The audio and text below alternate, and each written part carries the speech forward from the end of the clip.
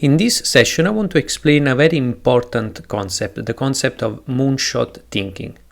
Now, if you're familiar with a company like Google, you know that Google has been popularizing a lot of this concept, especially in the investment arm that the company has, which used to be called Google X, but now most probably is called Google Ventures. Anyhow, it's the arm of the company that places bets on many important innovations that might define, our future. And moonshot thinking is extremely important because it makes you change your mindset also in the way you can handle and manage your business.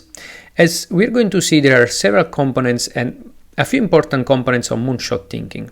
First of all, moonshot thinking is not something that we're born with. It's something that can be created. However, it requires you to create a culture around it. Therefore, you need to develop a context around moonshot thinking.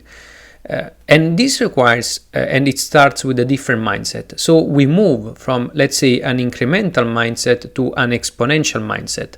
And this is a mindset where instead of looking for goals that looks, let's say, incrementally better, like 20, 30% compared to the other, companies in the market that are offering the same solution, you look at least for 10x or 100x, something that seems really unreasonable at first, but actually is going to make sense in the long term.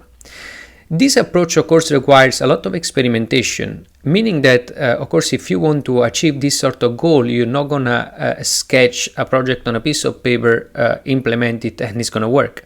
And most probably it's not going to work many times over. So it requires a fast experimentation framework and mindset. And this also requires you to start, is going to require you to start from first principles. In fact, if you look in this kind of growth, you cannot look for conventional approaches. You need to look for approaches that will give you many times over the chance of succeeding. And therefore, this connects to the next point, which is about the kind of profiles. So people that have this kind of mindset. So you're going to move from people that usually, when you look at growth or even aggressive growth, you usually have people who have like a T-shaped profile. So they are very, very good on a vertical, extremely good on a vertical. And then there are several competence on other subjects. So they're able to handle other subjects extremely well.